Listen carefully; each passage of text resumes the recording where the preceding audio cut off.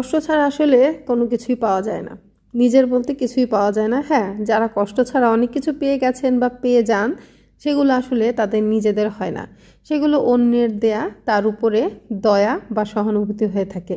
আর যেটা আপনি নিজে পরিশ্রম করে কষ্ট করে অর্জন করবেন, সেটা একান্তই আপনার নিজের হবে। আসসালামু আলাইকুম, কেমন আছেন সবাই? আশা করছি সবাই ভালো আছেন। সকালবেলা দেখতেই পাচ্ছেন পরিবেশটা কি সুন্দর, কুয়াশা কিন্তু এখনও দেখা যাচ্ছে। চলে আসছি দরগার খেতে অনেক দিন পরে ফুলকপি দেখার জন্য।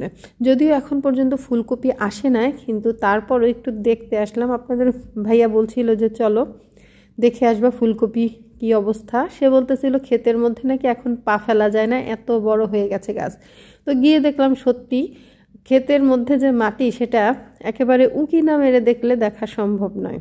এত সুন্দর হয়েছে মাশাল্লাহ, খুবই ভালো লাগলো দেখে। তবে এখন পর্যন্ত ফুল কিন্তু আসেনি। এই গাছগুলো আরও অনেক বড় হবে, তারপরে ফুল আসবে। আর এর মধ্যেই তো আপনারা দেখেছেন আমাদের বাড়ির সামনের ফুলকপির বাগান থেকে ফুলকপি আমরা খেয়েছি। আলহামদুলিল্লাহ, আল্লাহর অশেষ রহমত যে নিজেদের হাতে করা গাছের ফুলকপি খেয়েছি। ইনশাল্লাহ আল্লাহ চাইলে আগামীতে পাতাকপিও খাবো। আর এদিকে ছাদেও কিন্তু প্রচুর পরিমাণে আমার সিম ধরেছে। প্রতিদিনই এখন দেখা যায় অনেক অনেক সিম তুলি, কিন্তু তারপরেও আল্লাহর রহমত এত এত হয়েছে যে সেগুলো শেষ করতে পারি না। তো যাই হোক, এটাও কিন্তু একটা অনেক বড় পাওয়া যে পরিশ্রমের পরে জিনিসগুলো আমাদেরকে আল্লাহ দান করেছেন, আমরা পাচ্ছি। একেবারেই কেনা হয় না, আমাদের কোনো সবজি আমরা কিনি না, দেখা যায় এখান থেকেই তুলি, রান্না করি। আর আজকে তো অনেক মজার একটা সবজি রান্না করেছিলাম, শালগম, ফুলকপি আর সিম দিয়ে। বোঝেন, একেবারেই মাত্র তুলে নিলাম আর রান্না করলাম, সেটা কতটা না মজা হয়, তাই না?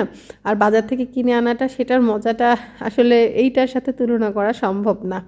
তো এখানে আমি একটু আমার বিকেলবেলা দেখতে গেলাম সিমগুলো কেমন আছে, কি অবস্থা, তাদের পানি দিতে হবে কি না। আর আমার জলপাইয়ের আচারের তেল শেষ হয়ে গিয়েছিল, তেল দিয়ে একটু আজকে রোদ দিয়ে নিলাম।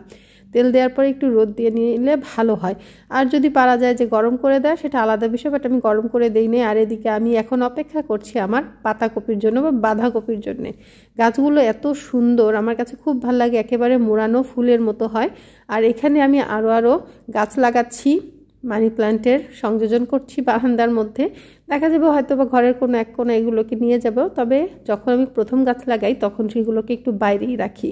আর এদিকে দেখছিলাম বিকেলবেলা হেঁটে হেঁটে যে আমার অন্যান্য ফুল গাছগুলোর কি অবস্থা, পানি দিতে হবে কিনা, অথবা সেগুলা কি অবস্থায় আছে। আসলে কি সব কিছুই যত্নের বিষয়। এখানে দেখা যায় কিছুদিন পর পরই আপনাদের ভাইয়া একটু পরিষ্কার করে দেয়, কেটে ছেটে ফেলে দেয়, আবার হয়। এগুলো আর কি সবসময়ই হয়। আর এই গাছগুলা থাকলে একটু অন্যরকম ভাল লাগে, একটু সবুজ সবুজ ভাল লাগে। আমার সবসময় গাছ খুব পছন্দ, আমি ছোটোবেলা থেকেই দেখা যায় যে গাছ আমি লাগাই, ফুল গাছ হোক বা অন্য যে কোনো গাছ আমি সবসময় লাগাই। আর এখন পর্যন্ত আমি কিন্তু ঠান্ডা নিয়েই আছি, ঠান্ডা ভালো হচ্ছে না। কবে যে ঠান্ডা ভালো হবে সেটাও আমি আসলে জানি না, এত ঠান্ডা।